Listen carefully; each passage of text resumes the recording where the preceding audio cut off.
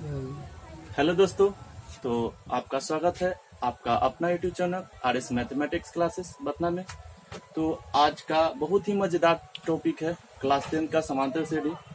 तो चलिए बिना टाइम गंवाए इस वीडियो को हम स्टार्ट करते हैं। देखिए समांतर श्रेणी होता क्या है।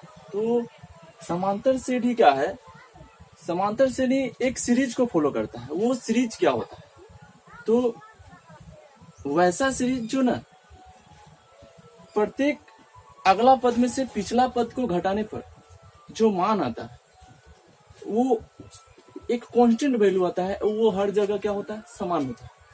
तो चलिए एक एग्जांपल लेकर हम लोग समझते हैं कि समांतर श्रेणी होता क्या।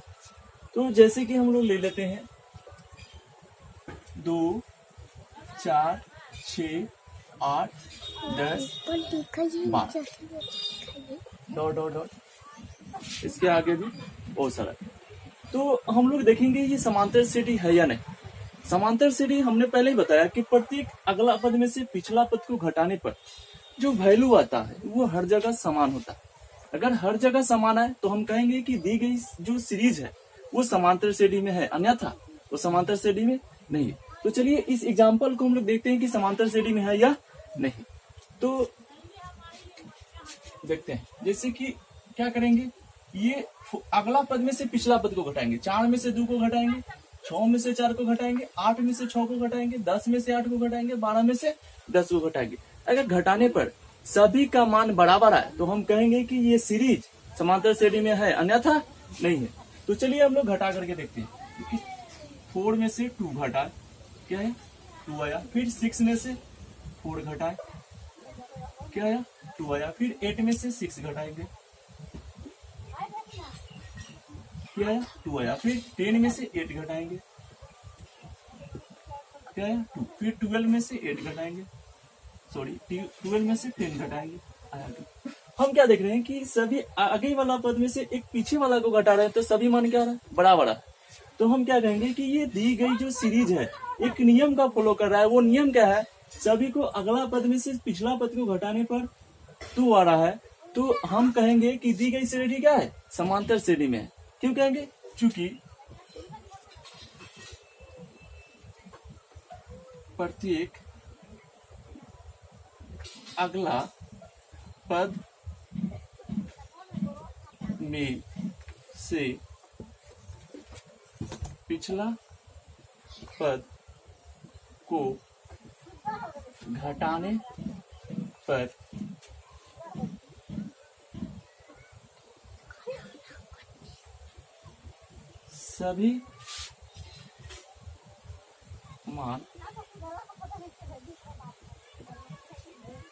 घटाने पर सभी मान बराबर है, अतः इसलिए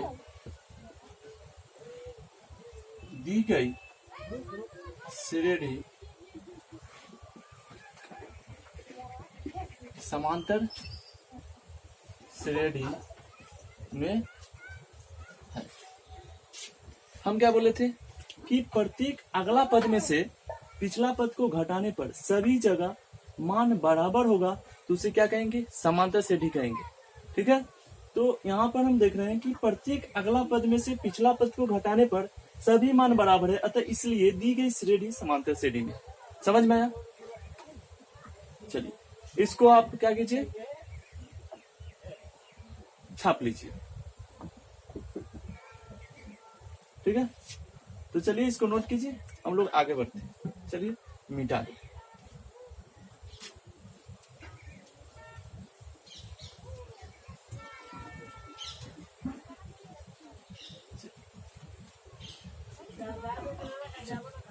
हम लोग क्या देखें कि ये समांतर श्रेणी में है। जब समांतर श्रेणी में है तो हम लोग देखेंगे कि पहला पद, दूसरा पद, तीसरा पद, चौथा पद, पांचवा पद क्या है, सार्वंतर क्या होता है, एनवा पद क्या होता है। तो चलिए हम लोग देखते हैं कि क्या है। तो इसमें क्या है, ये एपी है, ये क्या है, एपी एपी। तो इसको हम लोग क्या करेंगे, अब देखेंगे। देखिए ये जो 2 4 6 8 10 12 एपी है, तो ये है क्या, आखिर ये है क्या, इसका क्या काम है। तो देखिए ये दो जो है इसको बोलते हैं हम लोग पहला पद, मतलब टर्म 1, इसको बोलते हैं term 2, term 3, term 4, term 5, term 6, dot dot dot. इसी तरह से लास्ट में जो आएगा इसको टीएन बोलते हैं। क्या बोलते हैं? टीएन बोलते हैं। इसका कहने का मतलब ये पहला पद है, इसको दूसरा पद, इसको तीसरा पद, इसको चौथा पद, इसको पांचवा पद, इसको छठा पद, डॉट डॉट डॉट। इसी तरह से लास्ट में जो आएगा उसको क्या बोलेंगे? एनवा पद कहेंगे। क्या कहेंगे? एनवा पद कहेंगे। तो ये हो गया एनवा पद। ये इसी को टर्म 1 को ही क्या बोलते हैं हम लोग? प्रथम पद बोलते हैं। क्या बोलते हैं? प्रथम पद। और इसको टीएन को क्या बोलते हैं? एनवा पद। क्या बोलते हैं? एनवा पद। तो हम लोग जान गए प्रथम पद और एनवा पद। एक एपी में आता है सार्वंतर, एक डिफरेंस आता है, जो कि वो डिफरेंस क्या होता है, तो जो हम लोग पहले शुरू में ही घटाए थे, 4 में से 2, 6 में से 4, 8 में से 6, 10 में से 8, 12 में से 10, वो जो घटाए थे और सबका मान 2 आया था, उसी को सार्वंतर कहते हैं। तो चलिए एक बार फिर से हम लोग देखते हैं कि सार्वंतर होता क्या। तो प्रत्येक आगे वाला में से पीछे वाला को जब घटाते हैं तो जो वैल्यू आता है उसी को हम लोग कहते हैं सार्वंतर। सार्वंतर मतलब दो पदों के बीच का जो अंतर होता है, जो समान अंतर होता है, सभी पदों के बीच के जो समान अंतर होता है उसी को क्या कहते हैं?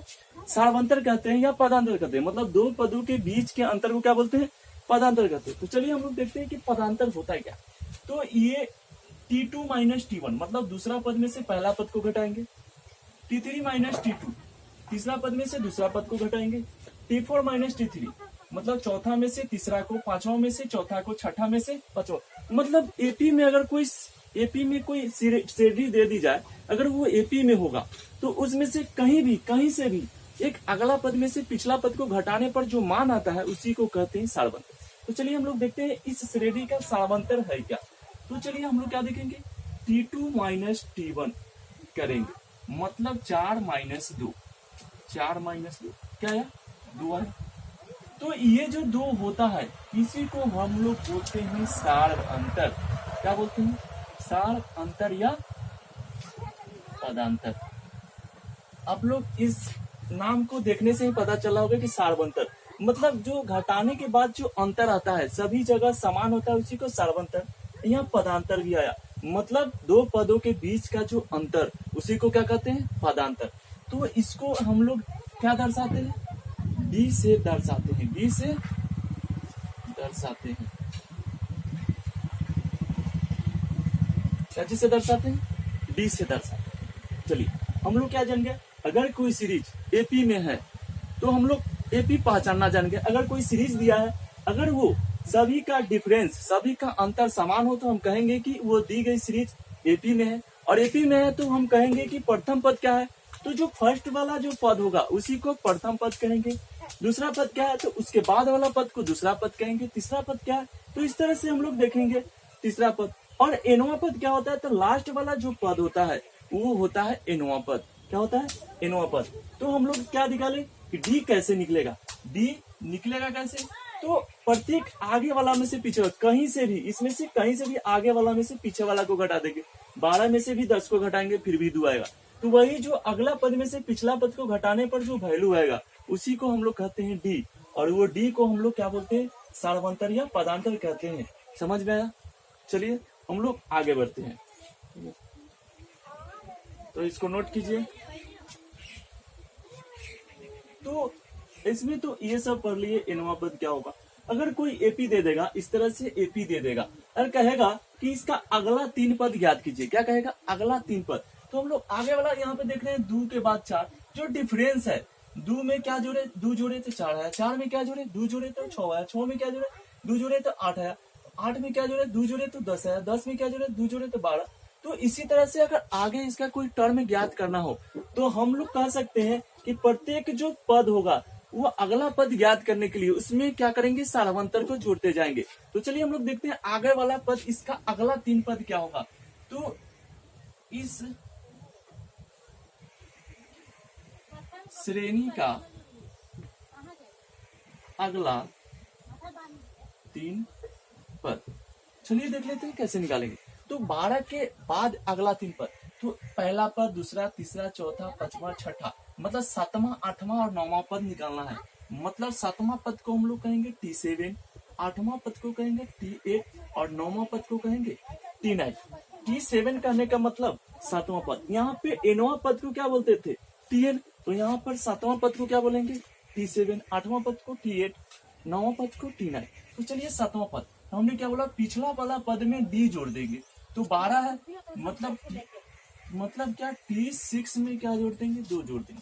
छठा पद मेरे पास कितना है? 12, 12 में 2 जोड़ेंगे 14 आ जाएगा। और 7वां पद में क्या जोड़ेंगे? 2 जोड़ेंगे।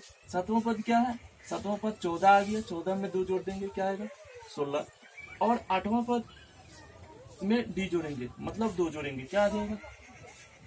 8वां पद क्या आएगा? 16, 16 में 2 जोड़ेंगे 18। इस तरह से हम लोग अगला 3 पद क्या ज्ञात कर लिए इसे पी का? 14, 16, 18। इसी तरह से हम लोग आगे भी ज्ञात कर सकते हैं। तो चलिए आशा करते हैं कि इतना समझ में आएगा। चलिए इस वीडियो को हम लोग आगे बढ़ते हैं। इसको छाप लीजिए।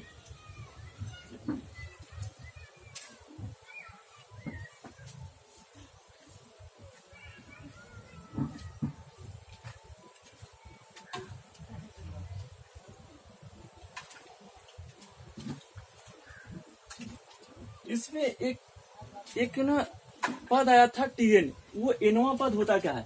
आखिर के इस क्वेश्चन को इसको मिटाते हैं। चलिए इस क्वेश्चन को इस तरह से मिटाते हैं, इसी में आगे करते हैं। इस तरह से कोई श्रेणी दिया होगा और कहेगा इस एपी का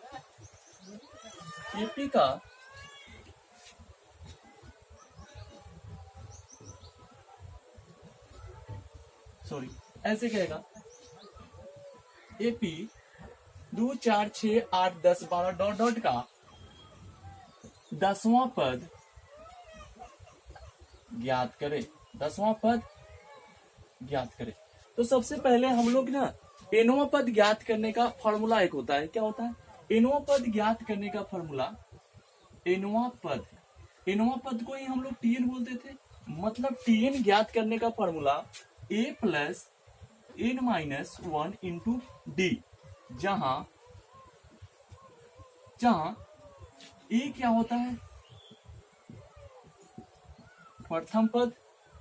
n क्या होता है?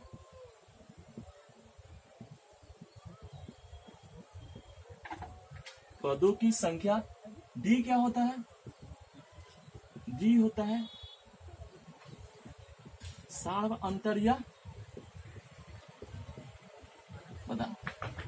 तो हम लोग जान गए nवां पद ज्ञात करने का फॉर्मूला क्या होता है? a plus n minus 1 into D, मतलब प्रथम पद प्लस पदों की संख्या में से एक घटाएंगे और गुना कर देंगे उसमें सार्वंतर से। तो चलिए, तो इस क्वेश्चन का क्या करना है? 2, 4, 6, 8, 10, 12, ये क्या एपी है? तो एपी इतना का 10वां पद ज्ञात करना है। क्या ज्ञात करना है? 10वां पद। तो 10वां पद, nवां पद ज्ञात करने का फॉर्मूला क्या होता है? Tn बराबर a plus n minus 1 into D. तो क्या करेंगे? हमको ज्ञात करना है 10वां पद। तो 10वां पद डायरेक्टली ज्ञात करने का हम लोग डी जोड़ जोड़ करके अगला 3 पद ज्ञात करते थे। तो बड़ा संख्या कहेगा 100वां पद, 10वां पद, 20वां पद, तो उसमें कितना डी जोड़ेंगे? लंबा चला जाएगा। तो हम लोग इसलिए इस फॉर्मूला का यूज करेंगे nवां पद का। तो इस फॉर्मूला से T10 बराबर क्या हो जाएगा? T10 मतलब यही फॉर्मूला a। तो इसके लिए क्या होगा? a क्या होगा? इस एपी के लिए a क्या होगा? यहाँ पे 2 होगा और d क्या होगा? 4 में से 2 घटाएंगे, T2 माइनस T1, मतलब 4 माइनस 2 आ जाएगा। और यहाँ पे 10वां पद है तो n क्या हो जाएगा? इस एपी का 10वां पद कर रहा है तो n बराबर 10 निकालना है। 10वां पद मतलब T10 याद करना है। तो चलिए हम लोग इस फॉर्मूला का यूज करके, Tn का यूज करके हम लोग 10वां पद ज्ञात करते हैं। तो T10 होता क्या है? तो 10वां पद क्या होता है? a प्लस a के जगह पे डाल देंगे 2 प्लस n कितना है? 10 माइनस 1 गुने d, मतलब d मेरा कितना आया? 2। तो यहाँ पे 2। चलिए यहाँ क्या हो जाएगा? 2, 10 में से 1 घटा देंगे 9 गुने 2, ये क्या होगा? 2 प्लस 9 दूनी 18, 18 2 20, ये क्या हो गया? तो अतः हम लोग लिख देंगे अतः 10वां पद बराबर क्या हो जाएगा 20। ये हो जाएगा आपका इस क्वेश्चन का जवाब। तो मैं आशा करता हूं कि ये वीडियो आप लोगों को बहुत ही यूजफुल होगा और बहुत अच्छा लगा होगा। तो अगर ये वीडियो अच्छा लगे तो लाइक, कमेंट और सब्सक्राइब करें। धन्यवाद।